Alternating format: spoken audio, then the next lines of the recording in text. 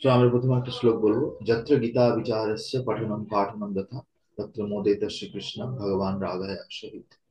যেখানে যেখানে হরে কৃষ্ণ। ভগবদ গীতার বিচার হয়, পঠন পাঠন হয়, সেখানে ভগবান শ্রীকৃষ্ণ আর রাধারানী সাক্ষাৎ বিরাজমান থাকেন। আর যে যে শ্রোতাদের মনে ভক্তি আছে, শ্রদ্ধা আছে, তাদের উপর কৃপা বর্ষণ করেন। সেই গীতার আহ যারা পাঠ করছে তাদের উপরে আহ, কৃপা বর্ষণ করেন। তো আমরা 46 নম্বর শ্লোক আজকে পড়বো। যাবন अर्थ उप उदपाने सर्वथा सम्प्लुतोदके तावन् सर्वेषु वेदेषु ब्राह्मणस्य विज्ञानतः। এখানে এর অনুবাদে আহ, বলছেন, আমরা সারার্থ ভাসিনী টিকা থেকে পড়ছি, যেখানে শ্রী বিশ্বনাথ চক্রবর্তী ঠাকুর বলছেন, as the purpose of all wells are fulfilled by a large water body, so all the result of all types of worship mentioned in the Vedas are fulfilled just by knowing and worshipping the one supreme God. বলছি যেরকম ভাবে অনেকগুলো ছোট ছোট কুয়া থেকে তুমি যে লাভটা পাবে, ফল পাবে, সেটার জায়গায় যদি তুমি একটা বড় হ্রদ হয়ে যায়, বা বড় যদি একটা পুষ্করিণী থাকে তোমার ঘরের পাশে, তাতে কি হয়, অনেকগুলো পুকুরের কাজ ওই একটা পুষ্করিণী করে দেয়, তাই না? বা যদি একটা নদী থাকে, সেটাতে কি হয়, অনেকগুলো ছোট ছোট কুয়ার কাজ হয়ে যায়। তো সেরকম ভাবে এখানে কি বলছে, all the result of all types of worship, বেদে যত ধরনের পুজো পাঠের কথা বলা হয়েছে, যত ধরনের পুজো, হ্যাঁ, কথা বলা হয়েছে, সেই সমস্ত কিছু ফল আমরা পেয়ে যাই যদি আমরা কি করি, fulfil by knowing and worshipping the one supreme lord. যদি আমরা জানি যে পরমেশ্বর ভগবান কে, আর তার পুজো যদি করি, তাহলে কি হবে, সমস্ত বাকি যা কিছু নিয়ম কানুন বেদে বলা হয়েছে, যত ধরনের পুজো পাঠ বলা হয়েছে, সবকিছু সম্পূর্ণ হয়ে যাবে। ঠিক আছে? যেমন বলা হয়, জসমিন তুষ্টে হুম। জগৎ তুষ্টম। যার যার সন্তুষ্টিতে পুরো জগৎ সন্তুষ্ট হয়ে যায়। ঠিক আছে?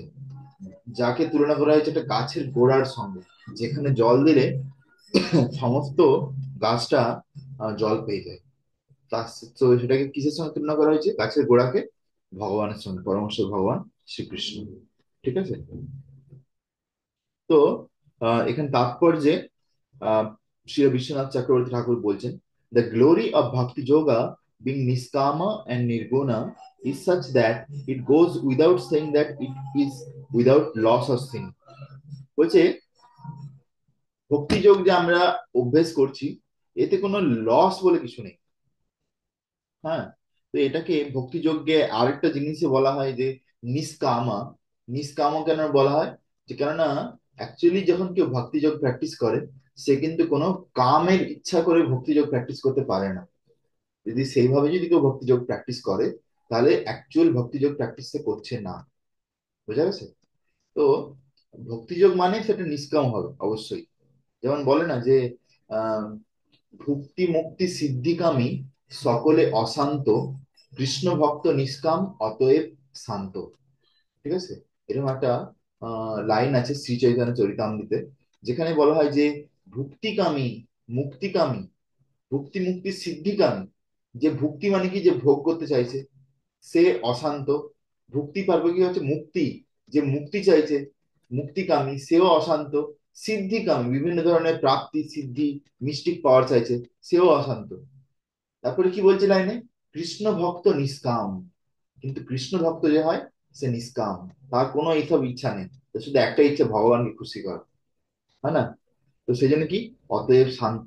সেই জন্য কৃষ্ণ ভক্ত কি হয়, শান্ত হয়। হ্যাঁ, তো এই ভক্তিযোগ হচ্ছে, সেই জন্য বলছে নিষ্কাম। আর নির্গুণ কেন বলছে নির্গুণ? প্রকৃতির তিনটে গুণ আছে, সত্য, রজ, তম। ঠিক আছে? তো এই সত্য, রজ, তম, এই তিনটে গুণ যে আছে, ভক্তিযোগ হচ্ছে এই তিনটে গুণের উপরে। তো সেই জন্য এটাকে বলা হচ্ছে নির্গুণ। নির্গুণ। ঠিক আছে? অনেক সময় ভগবানকেও নির্গুণ বলা হয়। তার কারণ কি, ভগবানের মধ্যে এই ভৌতিক গুণগুলো কিছু নেই, তার মধ্যে আধ্যাত্মিক গুণ আছে। সেটা হচ্ছে বিশুদ্ধ সত্য, যেটা বাসুদেব স্তরে আছে। তাই না? সো ইটস সাচ দ্যাট, বলছে এই যে ভক্তি আমরা করছি, এতে কোনো লস কিছু নেই। যদি আমরা ভক্তি করতে করতে ছেড়ে দিই হঠাৎ করে, তাতে কোনো লস হবে না, কেউ ফাইন লাগাবে না। যে না তুমি ভক্তিগত যুদ্ধ ছেড়ে দিছো, তুমি আমাকে এখন ফাইন দাও, এরকম কেউ বলতে আসবে না। Even if started and discontinued, কেউ শুরু করে যদি মাঝপথে ছেড়ে দেয়, that even a little performance of bhakti makes one successful, stated by Uddhava in 11th canto. বলছে ভগবান একজন পার্শ্বদ ছিল যার নাম হচ্ছে উদ্ধব। সে উদ্ধব জি যেটা বলছেন আহ শ্রীমদ ভাগবতমের 11 নম্বর স্কন্ধে, সেখান থেকে আমরা জানতে পারছি যে কেউ যদি একটু ভক্তি করে তার জীবনে, মানে অভ্যাস করে ভক্তির অভ্যাস, হ্যাঁ, তারপরে যদি সে আহ পুরো যদি সম্পূর্ণ নাও করতে পারে, তবুও কিন্তু সে সফল অন্য লোকদের থেকে। বলছে এখানে বলছে, নাহি অঙ্গ পক্রমে ধ্বংস মদ ধর্মস্য উদ্ধবানবা अपि माया व्यवस्थिता samyam nirgunatvad anasisa. My dear Uddhava, because I have personally established it, this process of devotional service unto me is transcendental and free from any material motivation. তো এখানে ভগবান শ্রীকৃষ্ণ তার প্রিয় পার্ষদ উদ্ধবকে বলছেন, এই এই যে লাইনগুলো বলছেন এগুলো তখন বলছেন যখন ভগবান এই পৃথিবী ছেড়ে বা ধরাধাম ছেড়ে তার গোলক ধামে প্রত্যাবর্তন করবেন। ঠিক আছে, সেই সময়ের কথা বলছে। ও উদ্ধব, এই যে ভক্তি যোগের যে পন্থা বা পথ, এইটা আমি নিজে প্রতিষ্ঠা করেছি।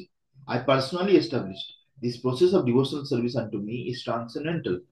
এই যে আমার প্রতি যে এই ভক্তিযোগ পালন করা, এই যে পথটা, এই রাস্তাটা, এটা পুরোপুরি দিব্য, and is free from any material motivation. এতে কোনো ভৌতিক জগতের কোনো ইচ্ছা বাসনা এতে থাকতে পারে না। Certainly devotee never suffers even the slightest loss by adapting this process. বলছে এই পথ গ্রহণ করে কোনো ভক্তের একটু ছোটখাটো কোনো কিন্তু কোনো লস হয় না, বরঞ্চ লাভই হতে হয়। লাভ যেটা হয় সেটা বলে বোঝানো যাবে না। ঠিক আছে। তো এখানে তারপরে বলছে বিশ্বনাথ চক্রবর্তী ঠাকুর তাৎপর্য যে বলছে সেখান থেকে যে কিছু পয়েন্ট আছে আমি শেয়ার করবো। বলছে যে the singular case is used to indicate a whole class of whales. Whatever purpose the whales serve is the meaning of javan artha udapane. Some whales are used for cleaning the body after passing nature. বলছে এখানে অনেকগুলো কুয়ার উদাহরণ দেওয়া হয়েছে, কুয়া। ঠিক আছে। বলছে কিছু কুয়া হয়তো লোক রাখতে পারে, যেটা থেকে কি করবে লোক, সেটা থেকে লোক যখন কাপড় জামা কাচতে হবে সেখান থেকে জল তুলে ইউজ করবে। কিছু কুয়ার জল দিয়ে সে আহ, পায়খানা যাওয়ার পরে শরীর ধোয়ার জন্য, শরীরটাকে ধোয়ার জন্য ব্যবহার করে। আবার কিছু কুয়া আছে যার জল দিয়ে তারা দাঁত মাজার জন্য ব্যবহার করে। হুম। আবার কিছু কুয়া আছে যেখান থেকে তারা মাথা ধোয়ার জন্য ইউজ করে জল। কিছু কুয়া দিয়ে স্নান করার জন্য ইউজ করে। আবার কিছু কুয়ার জল আছে যেখান থেকে লোক খাবার জল হিসাবে ইউজ করে। কিন্তু এখানে বিশ্বনাথ চক্রবর্তী ঠাকুর বলছেন এই সমস্ত যে উদ্দেশ্য, এগুলো সব পূর্ণ হয়ে যায় যদি একটা বড় হ্রদ বা বড় কুণ্ড তোমার ঘরের পাশে থাকে। ঠিক আছে। যে সেখান থেকে তুমি শরীরও পরিষ্কার করতে পারো, দাঁত মাজাও হয়ে যাবে, হ্যাঁ, কাপড় ধোয়া জামা ধোয়াও হয়ে যাবে, সব কিছু হয়ে যাবে। Whereas by using different oils for different purpose, one becomes tired and wandering around. বলছে বরঞ্চ যদি কেউ এক একটা জিনিসের জন্য এক একটা কুয়াতে যেতে থাকে, সে বেকার ঘুরে ঘুরে থকে যাবে, ঘুরে ঘুরে কি হবে, থকে যাবে। That is not the case in using the lake. The outstanding quality of lake water, however, is its sweet taste. বলছে হ্রদের জলের বা কুণ্ডের জলের একটা গুণ হচ্ছে তার যে জলের টেস্ট খুব মিষ্টি হয়, whereas that of the well is not tasty. বলছে কুয়ার জল অত টেস্টি হয় না যতটা একটা হ্রদের জল টেস্ট হয়। ঠিক আছে। তো এখানে এখানে 46 নম্বর শ্লোকে কন্টিনিউ করছেন বিশ্বনাথ চক্রবর্তী ঠাকুর। তারপরে বলছেন তাৎপর্যতে, thus whatever the purpose are served by worship of all দেবতাস। বলছে তাহলে আমরা বিভিন্ন দেবতাদের পুজো করে যা যা আমরা ফল পেতে পারি, যেগুলোর ব্যাপারে বেদে বলা হয়েছে, হ্যাঁ, আম, সেইগুলো সবগুলো আমরা পেতে পারি যদি আমরা পরমেশ্বর ভগবানের পুজো করি। ঠিক আছে। পরমেশ্বর ভগবানের হুম, পুজো করি। ঠিক আছে। তো সেটা হুম, এখানে বারবার বলছে যে যেমন এখানে উদাহরণ দিয়েছে যে কে কারোর মধ্যে যদি খুব কামের ইচ্ছা থাকে, কাম বাসনা থাকে, তাহলে কি হয়, তাকে বলা আছে ইন্দ্রের পুজো করতে, তাহলে তার কাম বাসনা পূর্তি হবে। হ্যাঁ। তারপরে কারো যদি খুব ভালো সন্তান সন্তান হুম, উৎপন্ন করার ইচ্ছা থাকে, সন্তান প্রাপ্তির ইচ্ছা থাকে, তাকে বলা আছে যে প্রজাপতির পুজো করতে, প্রজাপতি। তারপরে প্রজাপতি মানে এখানে যে যেমন দক্ষ প্রজাপতি আছে, হ্যাঁ, তো এই ধরনের প্রজাপতি ঋষি আছে বিভিন্ন। হুম, তারপরে বলছে কারো যদি ব্রহ্মজ্যোতিতে যাওয়ার ইচ্ছা থাকে, তাকে বলছে কি ব্রহ্মজ্যোতির যে মাস্টার মানে যে ঈশ্বর, সে হচ্ছে ভগবান শ্রীকৃষ্ণ, যার শরীর থেকে সাক্ষাৎ ব্রহ্মজ্যোতি বেরোচ্ছে, তাকে পুজো করতে বলছে। ঠিক আছে? তো এটা দুর্ভাগ্যের ব্যাপার যদি কেউ হুম, ভগবান শ্রীকৃষ্ণকে পুজো করে আর লাস্ট পর্যন্ত ব্রহ্মজ্যোতিতে যেতে ইচ্ছা করে, হ্যাঁ না? তার কাছে কত বড় সুযোগ থাকে যে সে হুম, ভগবানের দাস হতে পারে, হ্যাঁ না? দিয়ে তারপর ভগবানের যে নিত্য লীলা তাতে প্রবেশ করতে পারে, হ্যাঁ না? ভগবানের সঙ্গে প্রেম আর ভক্তির হুম, সম্পর্ক করতে পারে। কিন্তু যদি এত কিছু পরেও যদি কেউ ভগবানের পুজো করে কি যায় না ব্রহ্মজ্যোতি, তাহলে তো কি লাভটা হলো? মানে এরকম হলো যে আমি মুকেশ আম্বানির কাছে গেলাম, গিয়ে বললাম যে প্রভু আমাকে 100 টাকা ডোনেশন দিন, হ্যাঁ না? এরকমই হলো হুম, ভগবানের কাছে গিয়ে যদি কেউ ব্রহ্মজ্যোতি প্রার্থনা করে। তো এখানে বলছি তারপরে, তবুও এখানে বিশ্বনাথ চক্রবর্তী ঠাকুর বলছেন যে একটা শ্লোক ভাগবতম থেকে, অকাম সর্ব কামে ভ্যো মোক্ষকাম উদারধি তীব্রেণ ভক্তি যোগেনা যজেতম পুরুষম পরম। বলছে একজন ব্যক্তি, হ্যাঁ, যার মাথায় বুদ্ধি আছে, হ্যাঁ, what ever he be full of all material desire, বলছে সে যেই অবস্থায় থাকুক তার মধ্যে অনেক ইচ্ছা আছে ভৌতিক ইচ্ছা, বা তার মধ্যে কোনো ইচ্ছা নেই, ভৌতিক ইচ্ছা নেই, সে মুক্তি চাইছে, হ্যাঁ, সে হয়তো মুক্তি আহ, কি বলছে মোক্ষ কাম উদারধি, বলছে সে তার মধ্যে যদি মুক্তি পাওয়ার ইচ্ছা থাকে, must by all means perceive the personality of Godhead with intensity, সে অবশ্যই সমস্ত তার অর্থ, ইচ্ছা, শরীরের শক্তি সবকিছু দিয়ে সে যেন ভগবানকে পুজো করে মন প্রাণ দিয়ে, তাতে তার সমস্ত কিছু কিন্তু পূর্ণ হয়ে যাবে, যা যা দরকার সেটা এখানে বলছে। বলছে অকাম সর্বকামে ভেয়, চাই তুমি অকাম হও, মানে কোনো কাম ইচ্ছা নেই, বা সর্বকাম, বা অনেক রকমের কাম ইচ্ছা আছে, বা মোক্ষ কাম, বা অথবা তোমার মোক্ষ প্রাপ্তির ইচ্ছা আছে, উদারধি, উদারধি মানে যদি তোমার মাথায় বুদ্ধি থাকে, যদি তোমার মাথায় বুদ্ধি থাকে, ঠিক আছে, তাহলে কি হবে? সে কি করবে? তীব্রেনা ভক্তি যোগে না, সে কিন্তু ভক্তি যোগ অভ্যাস করবে, যেটা তীব্র ভাবে, তীব্রেনা ভক্তি যোগে না যা যেতাম পুরুষম পরম, যে কি করবে? সেই পুরুষ ভগবান শ্রীকৃষ্ণ যাকে পুরুষোত্তম বলা হয়, ঠিক আছে, তো সেই পুরুষোত্তম ভগবানের পুজো করবে, ঠিক আছে, সেখান থেকে সে সমস্ত কিছু পেয়ে যাবে। তো এর একটা উদাহরণ আছে যেটা আমি রিসেন্টলি শ্রী শ্রীমদ ভক্তি প্রেম স্বামী মহারাজের ক্লাসে শুনেছিলাম। সেখানে মহারাজ বলেছিলেন যে যদি ধরো একটা পরিবারে আমার দাদা আছে, বাবা আছে, মা আছে, কাকা আছে, জেঠা আছে, জেঠি আছে, দিদিমা আছে, ঠাকুমা আছে, সবাই আছে। হরে কৃষ্ণ। তো আমি যেটা বলছিলাম যে, ভেরি গুড। হ্যাঁ, মাঝখানে ব্রেক হয়ে গেছিল, অ্যাকচুয়ালি ইন্টারনেট কানেকশন প্রবলেম হচ্ছিল। নেটওয়ার্ক প্রবলেম করছে আপনার? না, আমার করছে, যেটা বুঝতে পারছি। আমার হচ্ছে, আমার ব্যাক হচ্ছে। ও হো, ঠিক আছে, ঠিক আছে। ঠিক আছে। তো এখানে বলছে যে, হুম, তো আমি সেই যে উদাহরণটা শুনেছিলাম সেখানে বলছে যে আমাদের পরিবারে যদি অনেক রকম, অনেক লোক থাকে, দাদা দিদি কাকা জেঠা, হ্যাঁ, তারপরে কাকিমা, এরকম অনেক লোক থাকে, মাসি, সবাই কি করে একটা বাচ্চাকে ভালোবাসে, শুধুমাত্র মা বাবা একজন হবে যারা আছে যে বাচ্চাটাকে শাসন করে, যে যাতে তার কি হয়, মঙ্গল হয়। ওকে? তো এরকম হুম, তো হতে পারে যে বাচ্চাটা হয়তো কাকার কাছে গেল, যে কাকাকে বলল, কাকাকে বা জেঠাকে বলল যে আমি আছে যে কি বলে আহ খাবো, কি বলে, একটা তেরঙ্গা কিনে খাবো, আমাকে টাকা দাও। যে সে কি করলো, 5 টাকা দিয়ে দিল তাকে, ঠিক আছে, তেরঙ্গা খাবে, ঠিক আছে, চাইছে, না, ভাইপো চাইছে দিয়ে দিই, এরকম করে দিয়ে দিতে পারে, কেন, অত নিজের ছেলে তো নয়, তো অত বেকার অত যত্ন থাকবে না, ঠিক আছে। তারপরে ধরো দাদু হুম, দিদাকে চাইলো, সেও তাকেও যাতে চাইলো, বলে আমি একটা মোবাইল কিনবো, হ্যাঁ, আমাকে 10,000 টাকা দাও, হুম, তো সেও দিয়ে দিল। ওকে? কিন্তু হুম, যদি সে তার মা বাবার কাছে যায়, দিয়ে যদি বলে যে মা আমি তেরেঙ্গা খাবো, আমাকে 10 টাকা দাও, মা কি করবে? হ্যাঁ, একটা থাপ্পড় মারবে তাকে, 10 টাকা দেবে না। তাকে তাকে উল্টে একটা হুম, হুম, থাপ্পড় মারবে, হ্যাঁ না? তো তো সেই জন্য সেরকম ভাবে বলছে যে যেমন এই বাচ্চাটা যা মনে ইচ্ছা আছে সেইটা নিয়েই কিন্তু শেষ পর্যন্ত কার কাছে গেল, মায়ের কাছে গেল, হ্যাঁ না? তো সেরকম ভাবে আমাদের মনে ভালো হুম, ইচ্ছা আছে বা খারাপ ইচ্ছা আছে, ভক্তি করার ইচ্ছা আছে, বা মুক্তি পাওয়ার ইচ্ছা আছে, যা ইচ্ছা থাকুক কেন, এখানে শ্রীমদ্ ভাগবতম আমাদেরকে বলছে যে আমাদেরকে ভগবানের শরণ গ্রহণ করতে। ঠিক আছে? এতে কি লাভ হবে? ভগবান যেহেতু আমাদের অ্যাকচুয়ালি শুভচিন্তক, সুহৃদম সর্বভূতানাং, ভগবান কিন্তু আমাদেরকে যাতা জিনিস দেবে না। ভগবান আমাদেরকে সেটাই দেবে যেটাতে আমাদের মঙ্গল হবে। ঠিক আছে?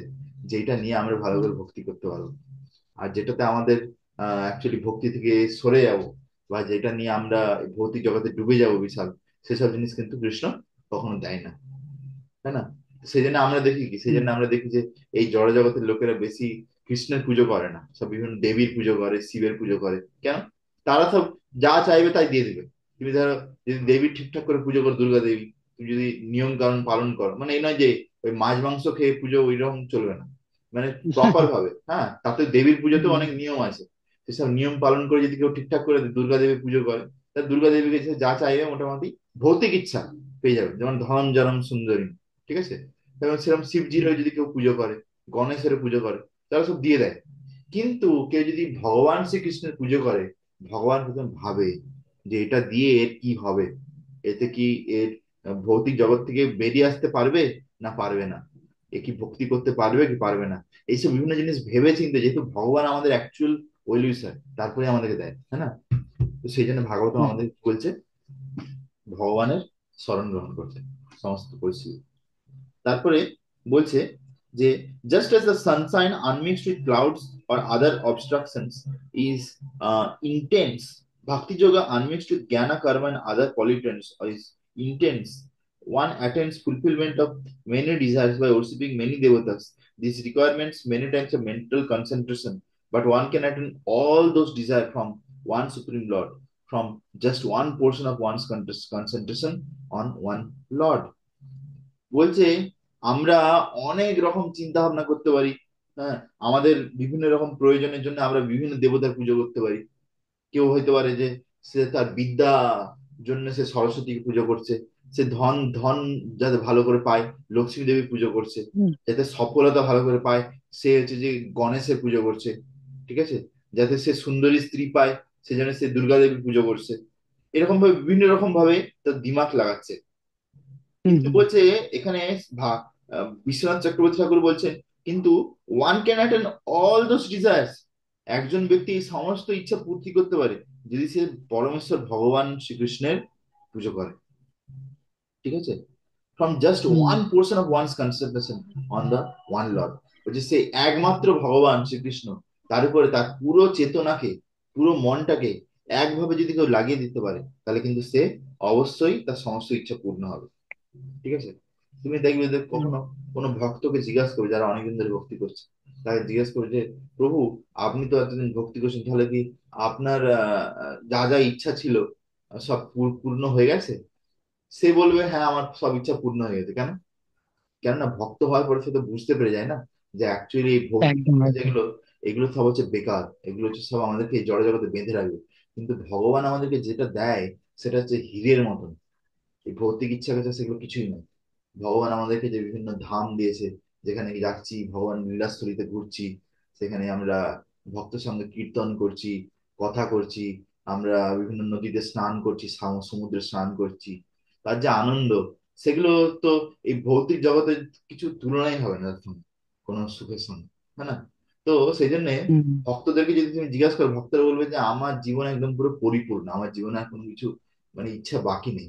ওই জন্য কখনো যখন কোনো ভক্তের মৃত্যু হয়, তখন যদি তাকে জিজ্ঞেস করো যে প্রভু বলুন আপনার কি কিছু ইচ্ছা অপূর্ণ আছে, সে বলবে না, আমার কোনো ইচ্ছা অপূর্ণ নেই, আমার ইচ্ছা সব পূর্ণ হয়ে গেছে। আমার শুধু একটা ইচ্ছা আছে, আমি যেন সবসময় ভগবানকে স্মরণ করতে পারি, ভগবানের সেবা করতে পারি, আর ভক্তদের সেবা করতে পারি, সেটাই বলো, হ্যাঁ না? তো সেটাই হচ্ছে আমরা দেখতে হুম, পাচ্ছি। So one should understand this concentration on one personality arises from the excellent qualities possessed by object of concentration, the Lord. ঠিক আছে? তো হুম, অ্যাকচুয়ালি কি আমাদের যে চেতনা আছে, আমাদের যে মন আছে, তার স্বামী হচ্ছে অ্যাকচুয়ালি কিন্তু ভগবান শ্রীকৃষ্ণ, ঋষিকেশ। ঠিক আছে? ইন্দ্রিয়ের স্বামী, সবকিছু আমাদের মনের স্বামী হচ্ছে কৃষ্ণ। তো আমরা যদি অ্যাকচুয়ালি ইচ্ছা করি যে ভগবানের শরণ গ্রহণ করব, যদি একটুকুনি ইচ্ছা করি, তাহলে ভগবান আমাদেরকে সাহায্য করে যাতে আমরা আমাদের মনটাকে ভগবানের চরণে লাগাতে পারি। ঠিক আছে? তো আমরা এখন টেক্সট 47 পড়বো, 47 নম্বর। कर्मण्यवाधिकारस्ते मा फलेषु कदाचन मा कर्मफल हेतुर्भूत् मा ते संगस्त अकर्मणि। You have qualification translation. You have qualification for prescribed work, but not the result of the work. Do not be the cause of the result of work by having desire for result. And will, as well, do not be attached to not doing work or doing sinful work. তো এখানে ভগবান শ্রীকৃষ্ণ অর্জুনকে বলছেন যে তোমার তোমার যে কোনো বর্ণাশ্রম অনুযায়ী যে কাজ করার বিভিন্ন কর্ম, সেটা করার তোমার অধিকার আছে। হ্যাঁ, but not the result of the work. কিন্তু সেই কর্মটা করার পরে যে কি ফলটা পাবে সেটার উপরে তোমার অধিকার নেই। হ্যাঁ, do not be the cause of result of work. কখনো তুমি নিজের কর্মের ফল নিজে হও না। By having desire for result, তুমি যদি যখন কর্মটা করছো তখন যদি বিভিন্ন ফলের আশা করে যদি তুমি কর্ম করো, তাহলে কি হবে? তুমি সেই ফলের কারণ হয়ে দাঁড়াবে। ঠিক আছে? As well as do not be attach to not doing work. তারপরে এই নয় আবার কিছু কর্ম করবো না এইভাবে চুপচাপ বসে থাকবো না, অর ডুইং সিনফুল ওয়ার্ক।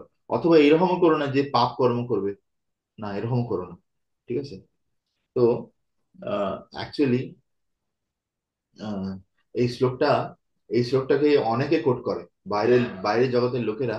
এই শ্লোকটাকে অনেক অনেক লোক আছে ভাগবত গীতাতে ভগবান বলেছে যে তুমি কর্ম করো ফলের আশা করো না, এরকম ভাবে বলে। হুম কিন্তু হুম পুরো পুরো যে শ্লোকটার মানেটা তারা কিন্তু বুঝে না।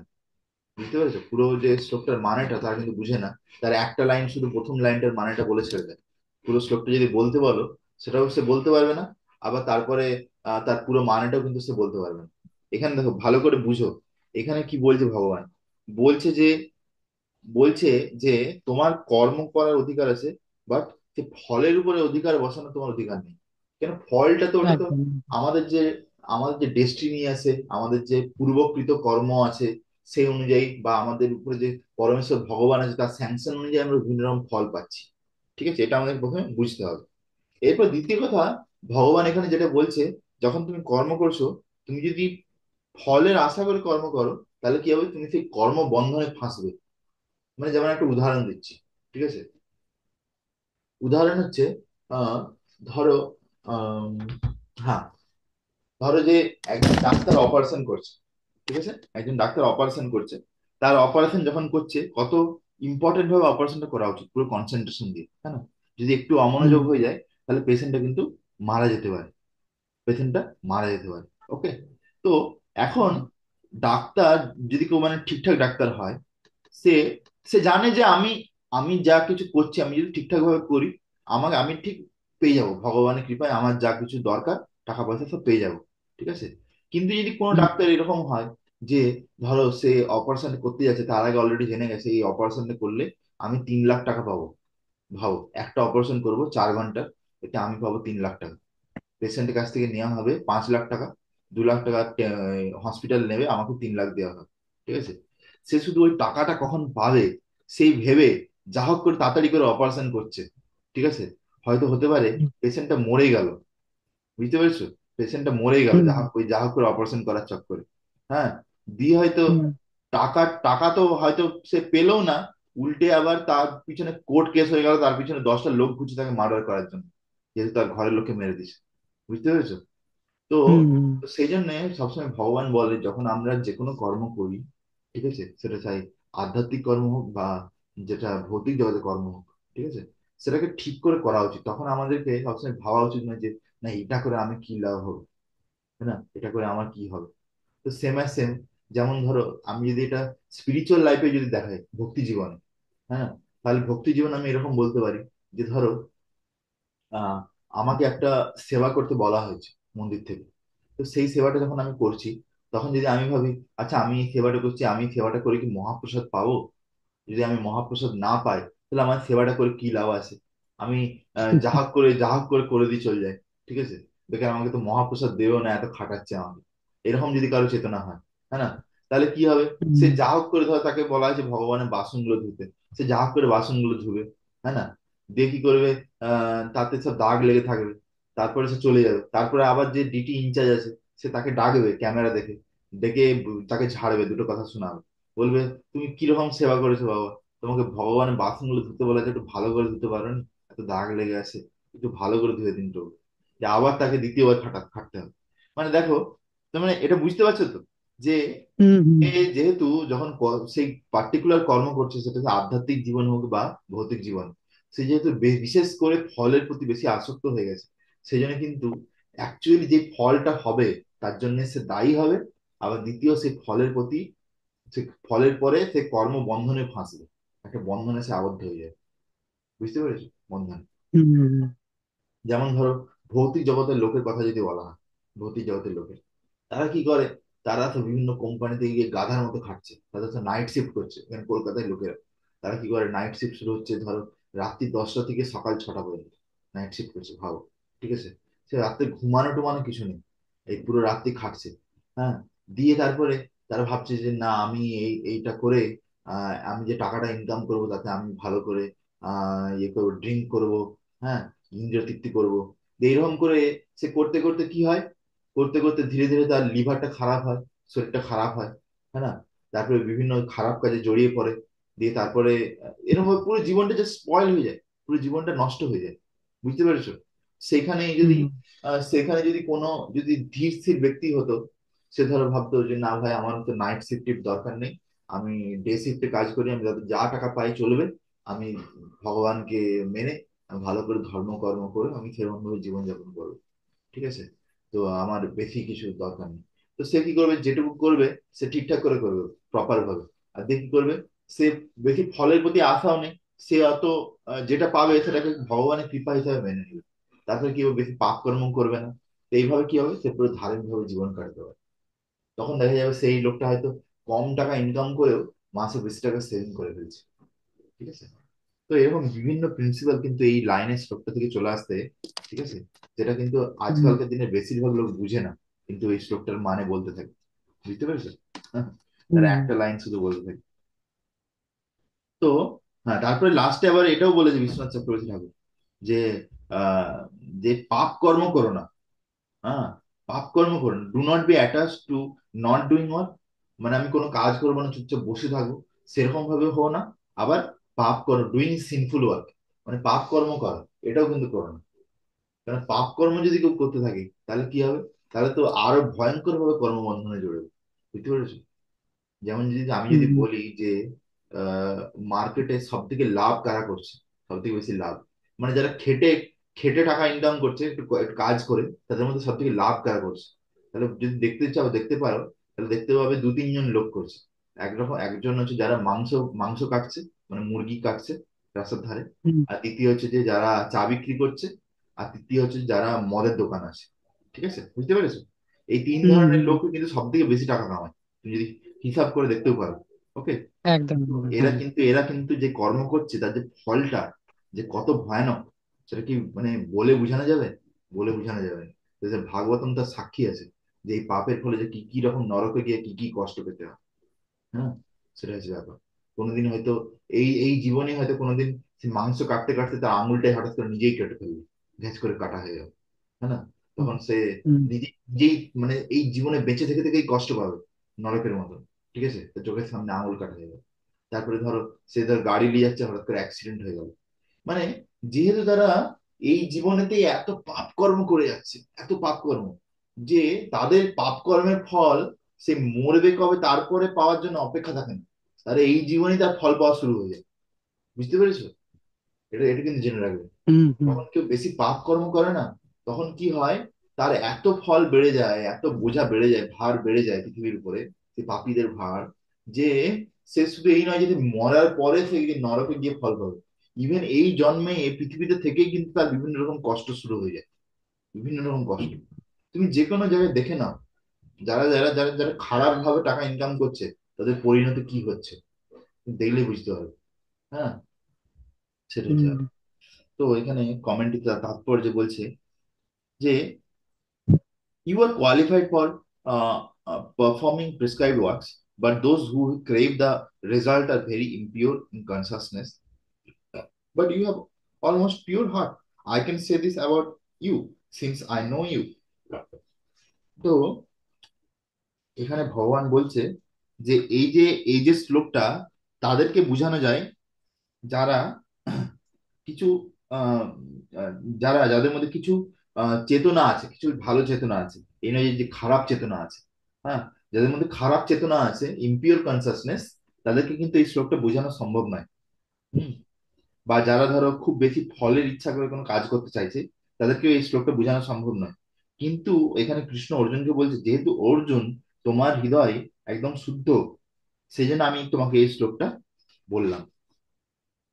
বলছে, by doing an action with a desire for certain result, person become the cause of that result. বলছে কোনো ব্যক্তি যদি কোনো কার্য করে একটা একটা বিশেষ ফল এর আশা করে, তাহলে সেই ব্যক্তি কিন্তু সেই ফলের কারণ হয়ে যায়। বুঝতে পেরেছো? সেই ফলের কারণ হয়ে যায়। যেমন ধরো, আরেকটা উদাহরণ দিচ্ছে, এটাকে এই এই লাইনটাকে বোঝানোর জন্য একটু ভালো করে শুনবে। ধরো, হুম ধরো তোমাকে গভর্নমেন্ট থেকে বিভিন্ন টেন্ডার হয় বিভিন্ন কাজের জন্য। ঠিক আছে? বিভিন্ন কাজের জন্য টেন্ডার হয়। তো যেমন ধরো বড় বড় ব্রিজ বানানো হয় না, তো ব্রিজ কিন্তু গভর্নমেন্ট ডাইরেক্ট বানায় না। কি করে, বিভিন্ন থার্ড পার্টি আছে, কোম্পানি আছে। হ্যাঁ, তাদেরকে ধরে নাও, লসন অ্যান্ড টার্বো, ঠিক আছে, এল এন্ড টি বলে একটা কোম্পানি আছে। তারা ধরো ব্রিজ বানাচ্ছে, সাপোজ সিভিল ওয়ার্ক করছে। তাদেরকে কন্ট্রাক্ট দিয়ে দিলো যে আমি কলকাতাতে সাপোজ বেহালা থেকে এজেসি বোস রোড পর্যন্ত একটা ব্রিজ বানাতে হবে। হ্যাঁ, 10 কিলোমিটার লম্বা। হ্যাঁ, তাতে ধরো তাকে টার্গেট দিল 10 কোটি টাকা, টার্গেট দিল 10 করোড়, 10 করোড় রুপিস। তারপরে আহ 2 বছরের চুক্তি করলো তার সঙ্গে। ঠিক আছে, 2 বছরের চুক্তি, 10 কোটি, 10 করোড়। তো এখন জেনারেলি এই যে টেন্ডারটা আছে, তার মধ্যে সবকিছু কাজের পরে তাদের একটা কিন্তু প্রপার মানে প্রফিট গভর্নমেন্ট থেকে অলরেডি রেখেছে। বুঝতে পেরেছো? এই না যে গভর্নমেন্ট হুম কাউকে যখন কাজ করায় তাকে শুধু যে তার খরচাটা দেয় আর বাকি কোনো লাভ দেয় না, এরকম না। বুঝতে পেরেছো? গভর্নমেন্ট কিন্তু তাতে অলরেডি একটা লাভও রাখে, যাতে তার কোম্পানির সবকিছু লাভ হয়, সবার লোকের স্যালারি দেওয়া হয়ে যায়, কোম্পানি একটা প্রফিটও থাকে। কিন্তু এরপরে ধরো, এরপরে মানে সাধারণত যদি কোনো ব্যক্তি এই শ্লোকটা যদি বুঝে থাকে, তাহলে সে কি করবে? সে কি করবে, একদম ভালো করে কাজটা করবে যাতে ব্রিজটা একদম ঠিকঠাক হয়। ওকে, ব্রিজটা কোনো যাতে ক্ষতি না হয়, এরকম ভাবে কাজ করবে। কারণ সে অলরেডি তো লাভ পেয়ে যাচ্ছে, তাই না? তাকে আর বেশি ফলের আশা করতে হবে না। সে যদি ঠিকঠাক করে করে, ভগবান তাকে এমনি দিয়ে দিবে সব। কিন্তু একদম একদম। কোনো যদি 2 নাম্বারই লোক হয়, 2 নাম্বারই লোক হয়, সে কি করবে? ভাবছে, সে হিসাব করছে, আমি এই 10 কোটির যে টেন্ডারটা পেয়েছি, এতে আমার টোটাল খরচা আছে 5 কোটি। এরপরে আমার 5 কোটি টাকা গভর্নমেন্ট লাভে দিচ্ছে, আমার সব মজুরি মজুরি দিচ্ছে 5 কোটি টাকা অলরেডি। কিন্তু আমি যদি এইটাকে কোনোভাবে 4 কোটি খরচা করে দিতে পারি, 1 কোটি, তাহলে আমার আরো লাভ হয়ে যাবে, আমার পার্সোনাল লাভ। তাহলে কত ভালো, আমি ফোকাটে 1 কোটি টাকা পেয়ে যাবো। সে এরকম প্ল্যান বানালো। দেখি করলো, সে বিভিন্ন জায়গাতে সিমেন্টের জায়গায় বালি মিশানো শুরু করলো। ঠিক আছে, বুঝতে পারছো? যখন ব্রিজ বানাচ্ছে, হুম হুম তো দিয়ে কি হুম হবে, সেই ব্রিজটা 1-2 বছর চলার পরেই হঠাৎ করে দেখবে ধস খেয়ে ভেঙে পড়ে যাবে। বুঝতে পেরেছো? বিভিন্ন জায়গা থেকে, যেহেতু সে বিভিন্ন জায়গায় সিমেন্টের জায়গায় বালি মিশিয়েছে। বুঝতে পেরেছো? তারপরে কি হুম, হবে, তখন তখন কত বড় একটা দুর্ঘটনা হবে বলো দেখি, যদি কলকাতার মতো শহরে এরকম একটা ব্রিজ তৈরি হয়, থার্ড ক্লাস কোয়ালিটি। হ্যাঁ, যাতে একদম। যদি ভেতরে এরকম করে বালি বেশি সিমেন্ট কম, তাহলে এরকম যখন ভেঙে পড়বে কত লোক মারা যাবে, কত হাজার লোকের ক্ষতি হবে, তাই না? একটা বিপর্যয় হয়ে দাঁড়াবে, বিপর্যয়। তখন সবার প্রথমে কি খোঁজ হবে, কে বানিয়েছে এই ব্রিজটা। বুঝতে পেরেছো? কে বানিয়েছে। হুম তখন সেই যে কোম্পানি বা সেই যে যারা টেন্ডার নিয়েছিল, তাদের উপর যে লিটিগেশন হবে, যে কেস হবে, সে বলে বোঝানো যাবে না। বুঝতে পেরেছো? সেই যে পুরো হুম পুরো কর্মফলে জড়িয়ে গেল একদম, তার পুরো কেরিয়ার শেষ। বুঝতে পেরেছো? তাকে আর কেউ কোনো কোনো টেন্ডার দেবে না, কোনো কোম্পানি আর কেউ কিছু ডাকবে না কোনো কাজে, ভাবো। পুরো কেরিয়ারটা, পুরো জিন্দগিটা শেষ পুরো। তো সেই জন্য এখানে বারবার বারবার বলছে যে আমাদেরকে কখনো কিন্তু খারাপ কর্ম করা উচিত না। বুঝতে পেরেছো? চাহে আমরা কম হুম টাকা হুম ইনকাম করি, ঠিক আছে, কখনো কিন্তু খারাপ কথা কর্ম করা উচিত না। ভগবান বরঞ্চ আমাদের ভগবানের প্রতি কৃতজ্ঞ থাকা উচিত, যে ভগবান আমাদেরকে আমাদের যে কোটা, সেই অনুযায়ী আমাদেরকে যেটা দিচ্ছে সেটা ঠিকঠাকই দিচ্ছে। আমরা এতেই সন্তুষ্ট থাকা উচিত, তাই না? যে এইভাবে যদি আমরা হুম ঠিকঠাক ভাবে কর্ম করি, ভগবান আমাদেরকে যতটুকু দরকার ততটুকু দেবে। আর আমাদের মেন টার্গেট কি হয়, মেন টার্গেট হচ্ছে ভক্তি। হ্যাঁ, আর নালে আমরা যদি এরকম ভাবে বিভিন্ন লাভের আশা করে, বিভিন্ন রকম ভাবে মানে ফ্রুইটিভ মেন্টালিটি, মানে চুরি চামারি করার মনোভাব, হ্যাঁ, কিভাবে আমি কম খেটে বেশি ইনকাম করবো, এই ধরনের মনোভাব নিয়ে যদি আমরা কাজ করি, তখন কি হবে, আমরা তার ফলের মানে যে ভাগিদার হয়ে দাঁড়াবো, সেইটার কারণ হয়ে দাঁড়াবো। মানে যেমন ওই যে যারা টেন্ডার নিয়েছিল, তারা ব্রিজটা হুম ভাঙার কারণ হয়ে দাঁড়ালো, সেরকম ভাবে আমরা যদি কোনো খারাপ কাজ করি, তার যে ফলটা হবে, সেই ফলটার কারণ কিন্তু আমরাই হয়ে দাঁড়াবো। বুঝতে পেরেছো? হুম হুম তো সেই জন্য এখানে ভগবান বারবার বলছে যে তুমি এরকম কোনো কাজ করো না যেটাতে তোমারও নামটা এরকম ভাবে খারাপ হয়। I give you that blessing and do not become attracted to non performing your duty or doing sin. Rather, you should hate doing that. I give you that blessings also. আচ্ছা, বলছে একজন ভক্তের কোনো পাপ কার্য করার কথা চিন্তাও করা উচিত নয়, ওটাকে ঘৃণা করা উচিত। ভগবান অর্জুনকে বলছে আমি তোমাকে এই আশীর্বাদ দিচ্ছি যাতে তুমি কখনো পাপ কার্য করার কথা চিন্তাও না করো, এরকম বলছে ভগবান অর্জুনকে। ঠিক আছে? তো যেহেতু হুম আমরা অলরেডি বুঝে গেছি যে কি কি জিনিস পাপ কার্য, সেগুলো করলে কিভাবে আমাদেরকে নরকে গিয়ে কষ্ট করতে হবে, তাহলে কি আমাদের সেগুলো কি করা উচিত না উচিত নয়? আমাদের সেগুলো উচিত নয়, হ্যাঁ না? সেই জন্য এগুলো ভাবা উচিত নয় আমাদের। তাই না বলছি? ওকে। তো এই 47 নম্বর যে শ্লোকটা ছিল, কর্মণ্যেবাদী কারস্তে, এটা বুঝা গেল তাহলে? হ্যাঁ প্রভু। ওকে। খুব গুরুত্বপূর্ণ শ্লোক ছিল। তো এটা একদম আমরা যদি, একদম। এটা যদি আমরা না বুঝি তাহলে আমরাও বাইরের লোকের মতনই শুধু বলতে থাকবো, হ্যাঁ না? তো হুম তো তা তা বাইরের লোক কি করে, যে বলে যে তুমি কর্ম করো ফলের আশা করো না, এরকম বলে। এটা কিন্তু কিভাবে হয়, এটা দিদি কিভাবে দিদি হয়, দিদি এরকম দিদি শোনো, অনেকেও দিদি কোশ্চেন করে। শোনো, যে তারা কিন্তু যা হোক কর্ম করতে থাকে, তাদের কাছে তাদের কাছে কিন্তু এই সব জিনিস নেই যে কি কর্ম করতে হবে কি কর্ম না করতে হবে, এইসব নিয়ে তারা চিন্তা ভাবনা করে না।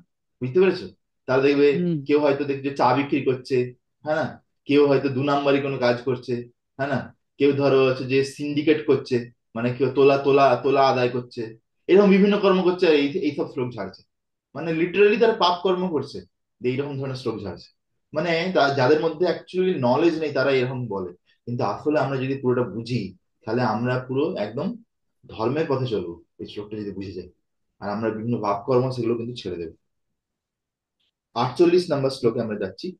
যোগ যোগ অস্থ্যা কুরু কর্মাণি সঙ্গম ত্যক্তা ধনঞ্জয় সিদ্ধি অসিদ্ধ্যো সমো ভূত্বা সমত্বম যোগ উচ্যতে। বিং সিচুয়েটেড ইন দিস নিষ্কাম কর্মযোগা পারফর্ম ইউর ডিউটিস। বলছে ও অর্জুন, তুমি এই নিষ্কাম কর্মযোগে স্থিত হও, যে তুমি তোমার যে কর্তব্য সেগুলো করতে থাকো। গিভিং আপ অ্যাটাচমেন্ট, তোমার যা যা আসক্তি আছে ওগুলোকে ছেড়ে দাও। Being equal to success and failure, হ্যাঁ, সফল হও বা বিফল হও, এতে তুমি একই রকম থাকো। ও কঙ্কার অফ ওয়েলথ, হ্যাঁ, such equal mindness is called yoga. এই ধরনের সম মনোভাব হিসাবে তুমি যখন কর্ম করবে, সেটাকেই বলে যোগা। বুঝতে পেরেছো? হুম অনেকে বিভিন্ন সময় অনেকে দেখো যখন এখানে অর্জুনকে যে বুঝাচ্ছে, হ্যাঁ, যে তুমি তোমার যা কিছু কর্তব্য আছে সেগুলো করো। তাহলে অর্জুনের কর্তব্য কি ছিল? অর্জুনের ক্ষত্রিয় হিসেবে কর্তব্য কি ছিল? যুদ্ধ করা, ধর্মের জন্য যুদ্ধ করা, হ্যাঁ না? হুম ক্ষত্রিয়দের হুম কর্তব্য ধর্মের জন্য যুদ্ধ করা। গিভিং আপ অ্যাটাচমেন্ট, এখানে গিভিং আপ অ্যাটাচমেন্ট এখানে কি বলছে? যা যা আসক্তি আছে এগুলো ছেড়ে দাও। আসক্তি মানে কি কি আসক্তি অর্জুনের ছিল? যেমন একটা আসক্তি হতে পারে যে না, আমার এখানে দাদু আছে, ভীষ্ম পিতামহ, আমি একে কেন মারবো? এই যদি থাকে তাহলে আমি এনার সঙ্গে আমি আরো আনন্দ করতে পারবো, পারিবারিক আনন্দ। হ্যাঁ, তারপরে আমার এখানে গুরুদেব আছে দ্রোণাচার্য, আমি একে কেন মারবো? হ্যাঁ, এই যদি থাকে তাহলে আমাকে কত ভালোবাসবে। তো এইরকম ভাবে তারপর ধরো আরো বিভিন্ন শাখের আসক্তিও থাকতে পারে, যে হুম কি বলে, আমি যে আহ, ইয়ে করবো, যুদ্ধ যুদ্ধ করব, যুদ্ধ করে যে আনন্দ উপভোগ করব তারপরে যুদ্ধ জিতার পরে, তার জন্য তো আমার লোকজন দরকার, নাহলে আমার আনন্দটা দেখবে কে? দেখবে কি? দুটো লোক থাকলে লোক তো সুনাম করবে, যে না উফ, অর্জুন কি যুদ্ধ করেছে, কত সুন্দর একদম জিতে গেছে, কত বড় মহাবীর যোদ্ধা। তাহলে যদি কেউ বেঁচেই না থাকে তাহলে কে কি বলবে, তাই না? সেটা অর্জুন হুম ভাবছে। হুম তো সেই জন্য এরকম ভাবে আমাদেরও কিন্তু বিভিন্ন যখন কর্ম করি, তখন বিভিন্ন রকমের কিন্তু আসক্তি থাকে আমাদের। বুঝতে পেরেছো? তো এখানে বলছে হুম সেই আসক্তি গুলোকে ছেড়ে দিতে। যেমন ধরুন একটা উদাহরণ দিচ্ছি, আধ্যাত্মিক জীবনে আমি উদাহরণ দিচ্ছি। আধ্যাত্মিক জীবনে উদাহরণ হতে পারে, জড় জগৎ, জড় জগতেও হতে পারে। জড় জগতে উদাহরণে আমি বলতে পারি, ধরো আহ, আমি, আমাকে একটা কাজ করতে দেওয়া হলো। আমি ধরো নেক্সট, আমি ধরো নেক্সা কোম্পানিতে চাকরি করছি, আমাকে একটা কাজ করতে বলা হলো। ঠিক আছে? যে এই সোমদেব, তুমি এই কাজটা করো, আজকে সন্ধ্যের মধ্যে আমাকে রিপোর্ট দেবে। হুম, ঠিক আছে। আর আরেকটা হুম লোককেও একটা কাজ করতে বলা হলো, সেও ধরো একটা অন্য কোনো নেক্সা শোরুমের টিডিএম, তাকেও বলা হলো।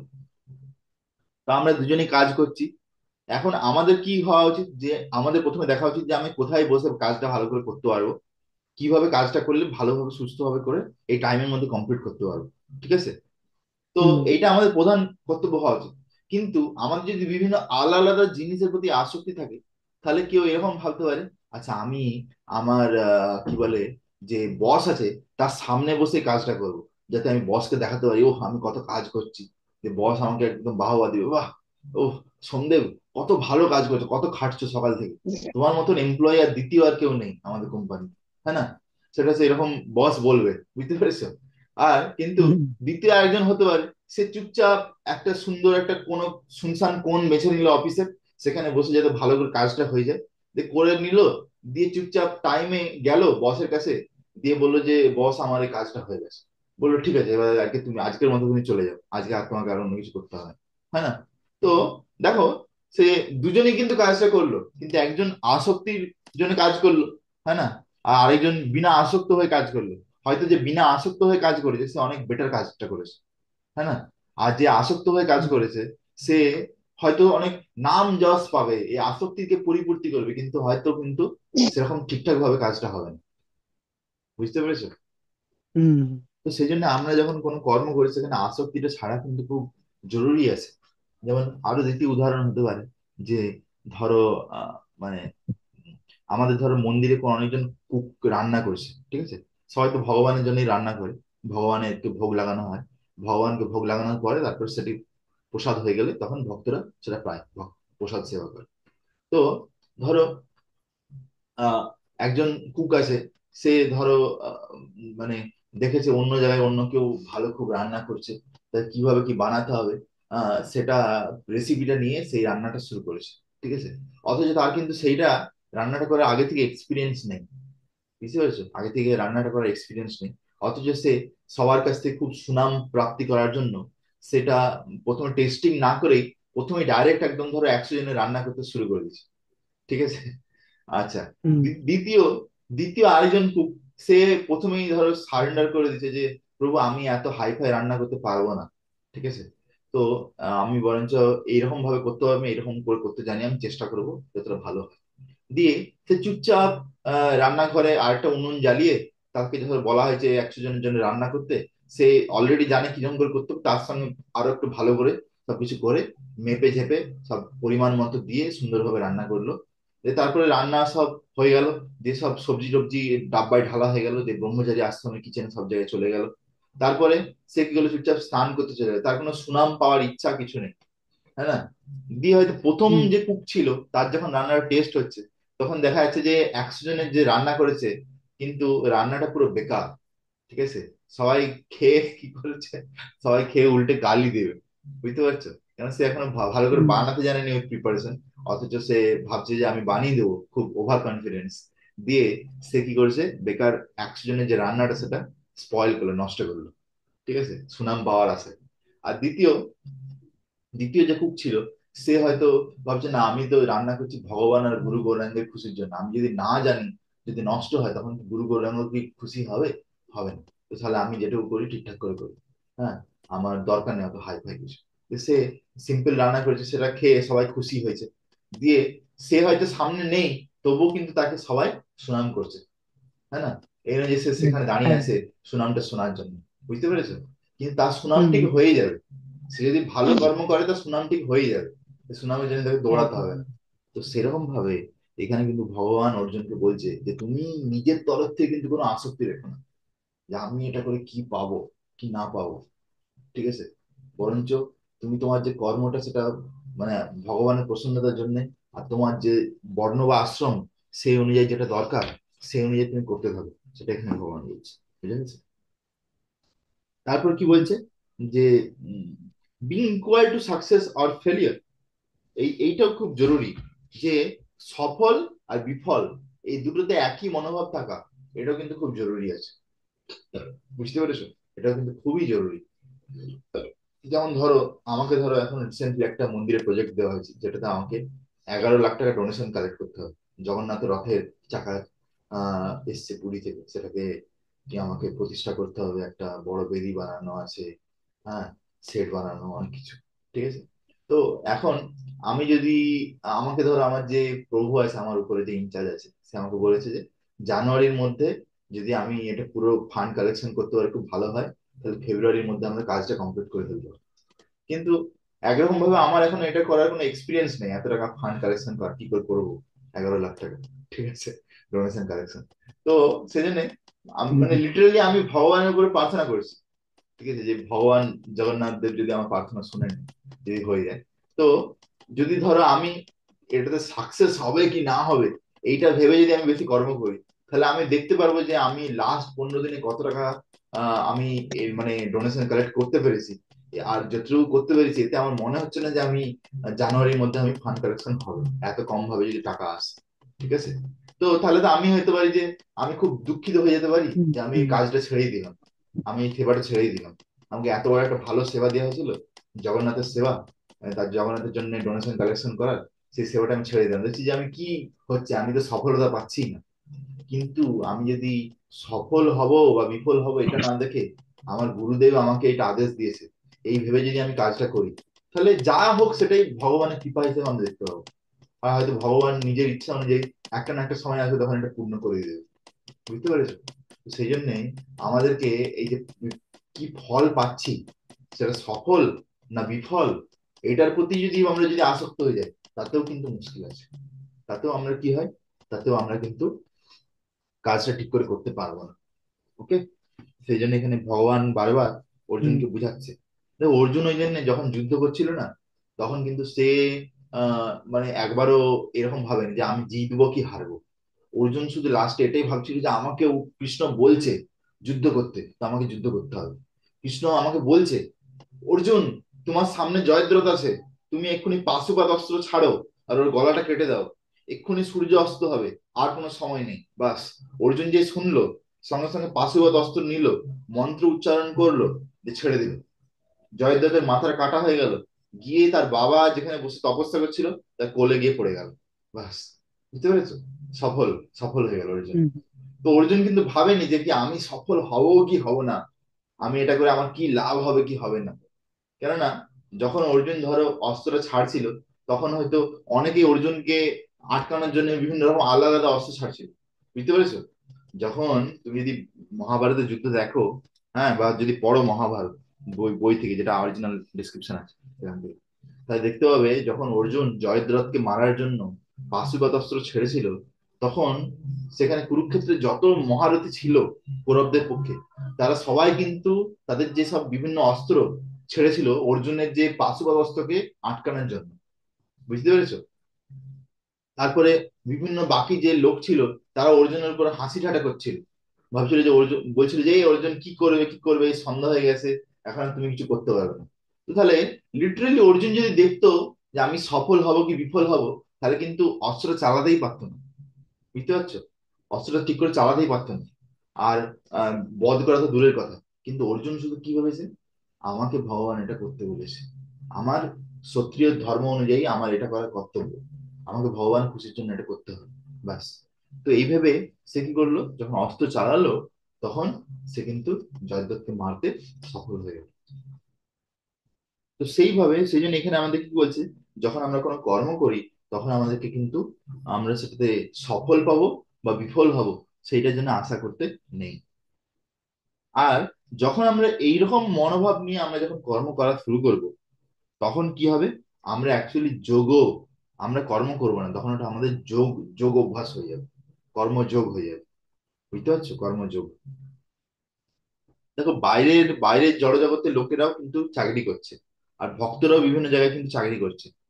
বাইরের লোকের বাইরের লোক আর আমাদের ভক্তদের মধ্যে তফাৎটা তাহলে কোথায়, বলো, তফাৎ কোথায়?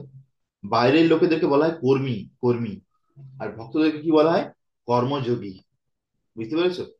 বাইরের লোকেরা হচ্ছে কর্মী, তারা বিভিন্ন কি পাবো সেই ফলে আশা করে, সফল হব কি না হব সেই আশা করে কর্ম করে। আর ভক্তরা কি জন্য করে, গুরু আর গৌরাঙ্গের খুশির জন্য করে, বুঝতে পেরেছো? বাস এইটাই হচ্ছে তাদের একমাত্র উদ্দেশ্য। হ্যাঁ, ইভেন তাদের যে ফলটা সেটাও ভগবানকে অফার করে, তো সেই জন্য তারা হচ্ছে যে কর্মযোগী হয়ে যায়, বুঝতে পেরেছো? এগুলো বোঝা খুব জরুরি দরকার। তো এখানে তাৎপর্য আমরা পড়ছি, এটা হচ্ছে যে বিশ্বনাথ চক্রবর্তী ঠাকুরের, acting in this way seeing victory and defeat as equal, O Arjuna you should perform your duty of fighting. তো এখানে এখানে বলছে যে তুমি এইভাবে কর্ম করো, যে জয় বা বিজয়, এই দুটোকে তুমি সমানভাবে দেখো। এইভাবে তুমি যদি যুদ্ধ করো, তো সেটা আছে, তাহলে কি হবে? তুমি অ্যাকচুয়ালি সফল হবে। দুরেনি হি অবহরম কর্মা বুদ্ধি যোগা ধনঞ্জয়া বুদ্ধৌ শরণম আনবিচ্ছা কৃপণা ফল হেতবা। তাৎপর্য, ট্রান্সলেশন মানে অনুবাদ: O conqueror of wealth, action with desire are far inferior to nishkam karmayoga. বলছে, ও অর্জুন, অ্যাকশন, অ্যাকশন মানে কি? কর্ম। কোনো কর্ম যদি আমরা বিভিন্ন ডিজায়ার, ডিজায়ার মানে যদি বিভিন্ন ইচ্ছা নিয়ে যদি করি, তাহলে সেই ধরনের কর্ম কিন্তু নিষ্কাম কর্মজগৎ থেকে অনেক নিচের স্তরে আছে। তাহলে আমরা কি বুঝতে পারছি? যে সকাম কর্ম, যেটা হয় সকাম কর্ম, মানে যেটাতে একটা বিভিন্ন জিনিস চা পাওয়ার ইচ্ছা আছে, সেই সকাম কর্ম কিন্তু নিষ্কাম কর্মের থেকে অনেক নিচে আছে। হ্যাঁ, সারেন্ডার টু দিস বুদ্ধি যোগা আর নিষ্কাম কর্মযোগা। কিন্তু এখানে অর্জুনকে ভগবান শ্রীকৃষ্ণ কি বলছে? তুমি বরঞ্চ এই সকাম কর্ম ছেড়ে দিয়ে নিষ্কাম কর্মযোগকে মানে অভ্যাস করো, যেটা আরেক নাম হচ্ছে বুদ্ধিযোগ। Those who seek result from their work are reached. বলছে যেই ধরনের লোকেরা কর্ম এই জন্য করে যাতে তার থেকে বিভিন্ন ফল ফল পাবে, তারা অ্যাকচুয়ালি কিন্তু রেচেড। রেচেড কথাটা ইংলিশে তো বোঝা যাচ্ছে না, কিন্তু বাংলায় কিন্তু খুব কঠিন। রেচেড মানে হচ্ছে অ্যাকচুয়ালি মানে পাপী বা জটিল, বা রেচেড মানে হচ্ছে যে উম, খুব খারাপ লোক, তারা তারা কিন্তু ভালো লোক নয়। বুঝতে পেরেছো? Those who seek result for their work, মানে এই ধরনের লোকদেরকে হিন্দিতে বলা হয় মতলবি, মতলবি। হ্যাঁ, বেশিরভাগই দুনিয়ার যে লোকেরা না, তারা সবাই হচ্ছে মতলবি।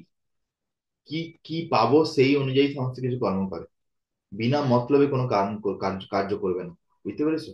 কিন্তু একমাত্র ভক্ত আছে, যারা সে শুধুমাত্র মানে ভগবানের, গুরুদেবের খুশির জন্য কোনো কিছু কর্ম করে। বুঝতে পেরেছো? বা ভক্তি করে। ওকে। আর দ্বিতীয়, যারা বাইরের জগতের লোকেরা, যারা বিভিন্ন কিছু পাওয়ার জন্য কাজ করে, তারা কিন্তু তাদের কাজটার সঙ্গে সঙ্গে যে ফলটা পাবে, তাদের কিন্তু বন্ধনে জড়িয়ে যাবে। এই বন্ধনে জড়াতে জড়াতে কি হয়, একটা জীবাত্মা এই জড়জগৎ থেকে মুক্ত হতে পারে না। সে কি হয়? সেই জড়জগতেই রয়ে যায়, কর্মবন্ধনে। ঠিক আছে? কর্মবন্ধনে ফেঁসে যায়। বুঝতে পেরেছো? ভক্তি হচ্ছে এমন একটা জিনিস যেটা হচ্ছে কর্মবন্ধন থেকে আমাদেরকে বার করতে পারে। কিন্তু আমাদেরকে এটাও বুঝতে হবে, আমরা যখন ভক্তি করছি, তখন আমরা যা কিছু কর্ম করছি, সেগুলো কিন্তু আমাদেরকে নিষ্কাম ভাবে করা উচিত। নিষ্কামের থেকে উপরে আমাদেরকে ভক্তি হিসাবে করা উচিত, মানে ভগবানের প্রীতিবিধানের জন্য। তাহলে কি হবে? আমরা কর্মবন্ধনে ফাঁসবো না। যদি ধরো তোমাকে আমি একটা এমন একটা অস্ত্র দিলাম, যেটা থেকে তোমার শরীরের দড়ি কাটতে পারবে, তুমি দড়িগুলো কাটছো, তার সঙ্গে সঙ্গে যদি তোমার আহ শরীরে আবার আরেকটা হাত দিয়ে দড়ি পেঁচাতে থাকো, তাহলে কোনো লাভ হবে? হবে না। তুমি একদিক দিয়ে দড়ি কাটছো, আরেক দিক দিয়ে দড়িকে আবার লাগাচ্ছ, তাহলে বেকার, বেকার হতে থাকবে। সেই জন্য আমাদেরকে কি করা উচিত? আমাদেরকে ভক্তি যখন করছি, তখন কিন্তু এই কর্মবন্ধন থেকে বেরোনোর চেষ্টা করা উচিত। আমাদেরকে এমন ভাবে কর্ম করা উচিত যাতে আমরা কর্মবন্ধনে না ফাঁসবো। শুধুমাত্র তাহলে কি করতে হবে? গুরু, গৌরাঙ্গ, ভগবান আর গুরুদেবের খুশির জন্য আমাদের কর্ম করতে হবে। তাহলে কিন্তু আমরা আগে দিকে এগোবো। তো আমরা তাৎপর্য দেখবো 49 নম্বর শ্লোকে। Krishna here criticizes karma done with material desires. Krishna এখানে ক্রিটিসাইজ করেছে, সমালোচনা করেছে যে কর্ম করা হয় ভৌতিক ইচ্ছা নিয়ে। The action done with material desire are far inferior to নিষ্কাম কর্মযোগা offered to Supreme Lord.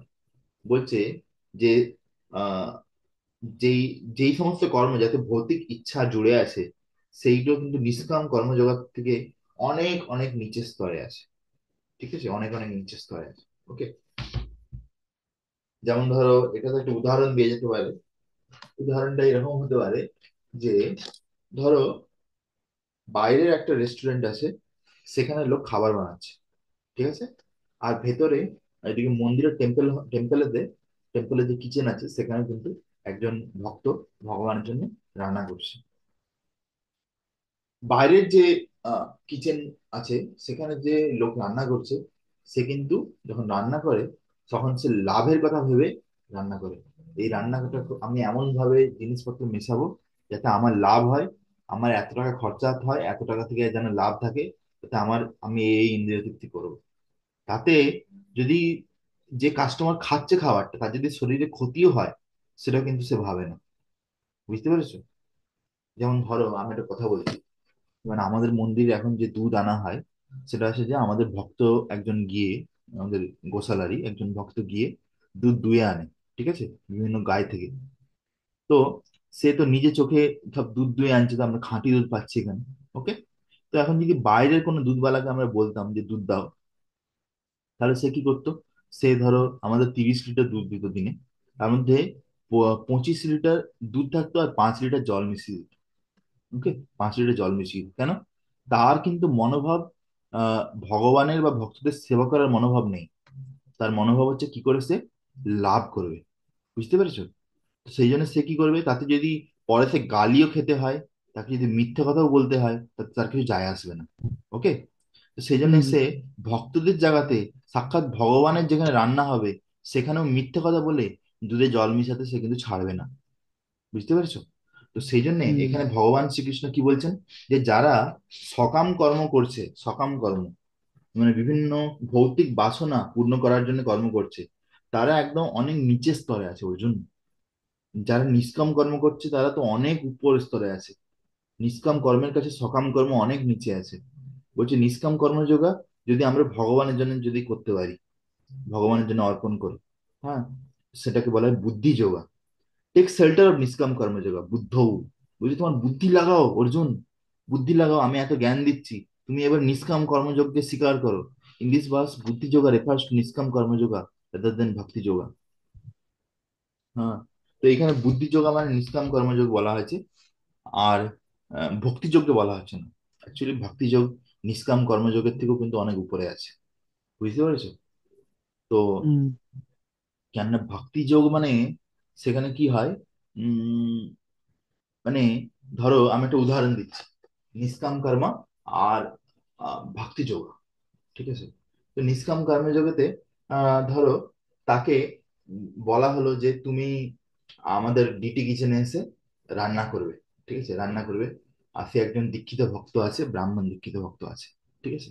তো সে হচ্ছে যে উম, রান্না করছে, ডিটি কিচেন রান্না করছে। তো সে ভগবানের খুশির জন্য রান্না করছে।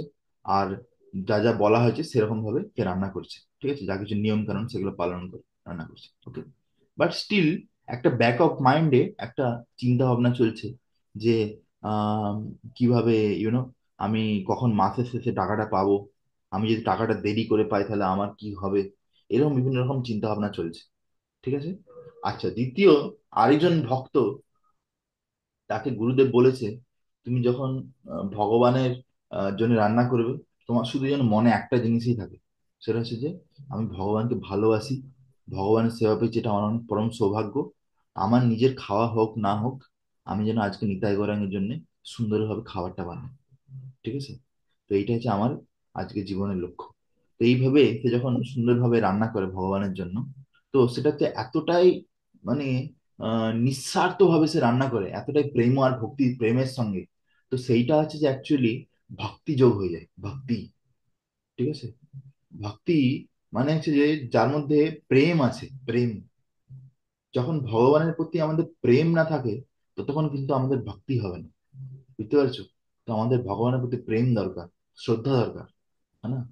তো সেই জন্য ভক্তি ইজ ফার ফার সুপিরিয়র বাকি জিনিসের থেকে। এই যে সকাম কর্ম, নিষ্কাম কর্ম, এসবের অনেক ঊর্ধ্বে।